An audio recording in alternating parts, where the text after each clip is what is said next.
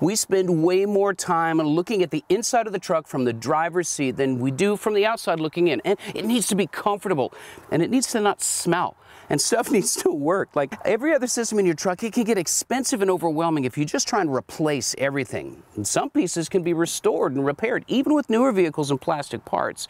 And the fun part of an interior restoration is that the little planning and research that you can do, you can create your own environment and customize it, really make it your own.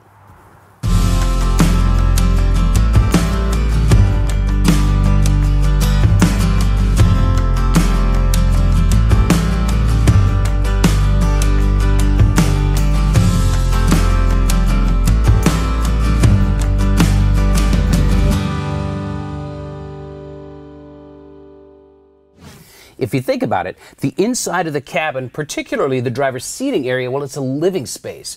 If we daily drive a vehicle, sometimes we're there for hours of the day. If your truck's a weekend cruiser, you might be doing a long-haul caravan with some other people, driving to car shows or Cars and Coffee, and it matters how it feels and how it looks. Well, we've made sure that the foundation of this truck is solid, so now's the time to address the interior, functions, comfort, and the aesthetics of the inside of the cabin.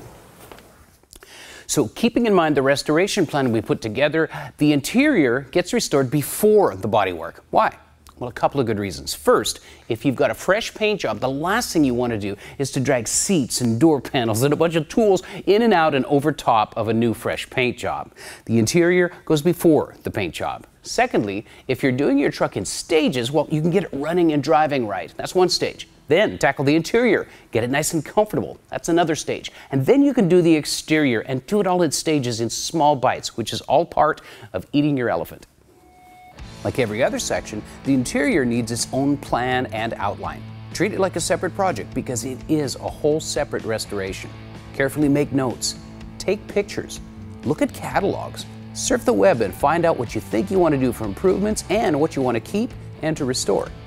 There's important information here in the catalog. There's two types of foam seats. There's one without exposed springs and one with exposed springs. The LMCTruck catalogs are filled with great info that can help you with your restoration. Make sure you get a current copy and read it through as you're doing your planning.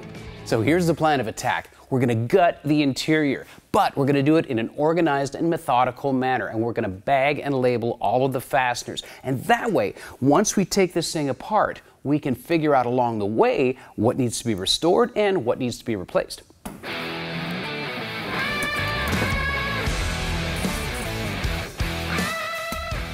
Removing the seat first creates a bunch of working room. Start by soaking your fasteners in penetrating oil. Then carefully remove the bolts. You don't want to break anything off. I sound like a broken record, but always clearly label the bags you put your fasteners in. It really does pay off.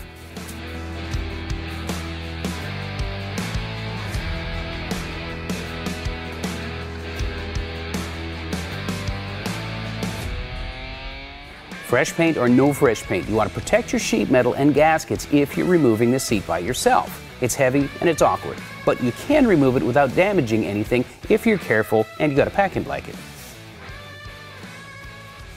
So, when me and my brother were little kids, my dad used to bring cars home to work on, and he'd trick us into cleaning the inside of the car out by saying we could keep what we found under the seats and the carpet and stuff. So that always sticks with me. It's like a treasure hunt. So it's always kind of a fun part for me.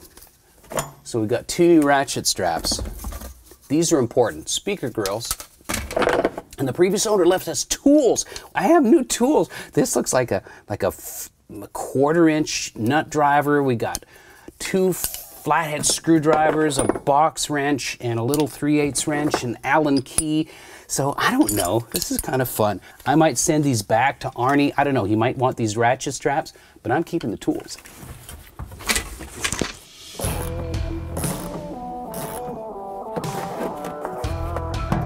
This is still in good shape.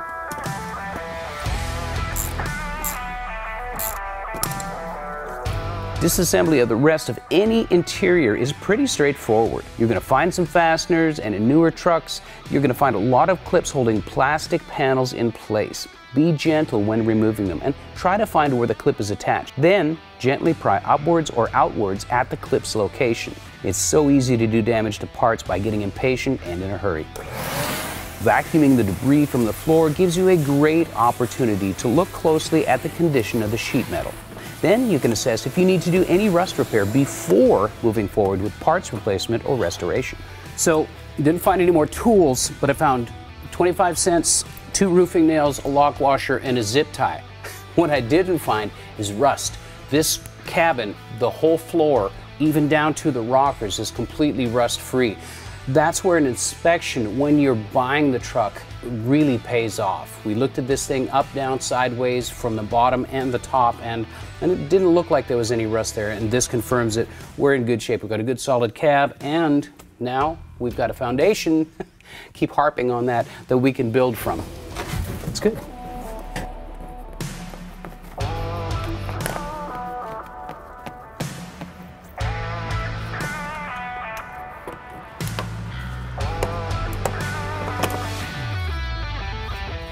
Prying tools and clip removing equipment is available in the LMCTruck catalog, and these are nice to have around for a lot of different procedures. Here's where the famous quote comes from: "Do as I say, not as I do." I got impatient with the door panel, and I knew I was going to replace them anyway, so I got rough with it and kind of destroyed it. Sorry. The message here is carefully locate all the push pins and try not to break the tabs in the door panel. You can replace pins, but the panel is what you want to save if possible.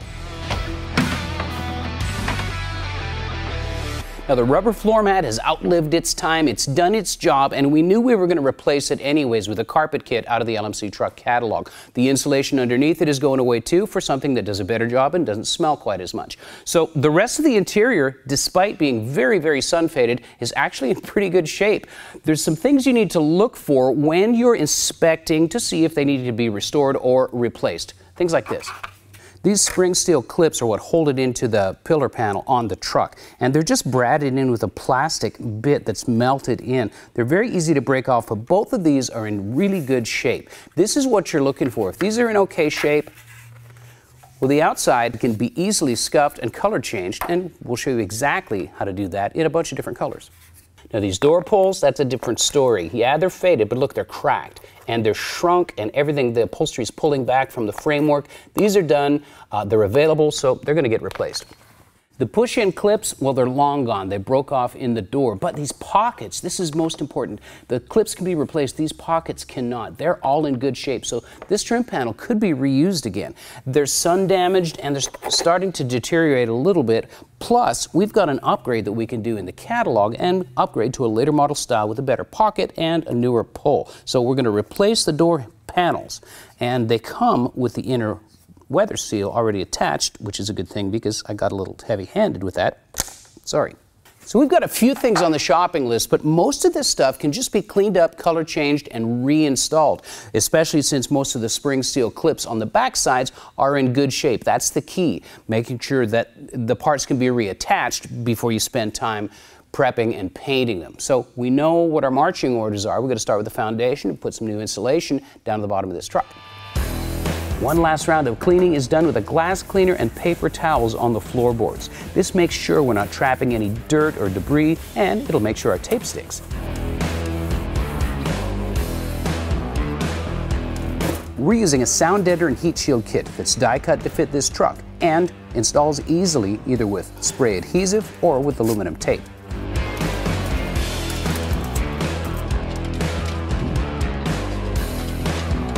Once it's applied to the floor, it reduces road noise, cab harmonics, and gives you a quieter ride.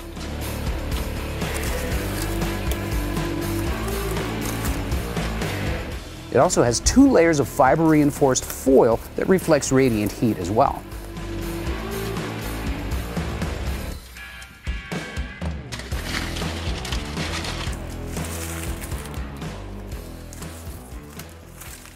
Installation is really important in restoring the original feel of a vehicle, even improving it, making it more solid feeling and more comfortable, nicer to drive. So don't skip these details. It's worth spending a little bit more money getting that solid foundation and getting rid of some odors on the inside. Besides that, it gives you the opportunity to really get down and inspect the floor so that you can take care of any rust problems before putting those layers on that foundation, because it's all about a solid foundation.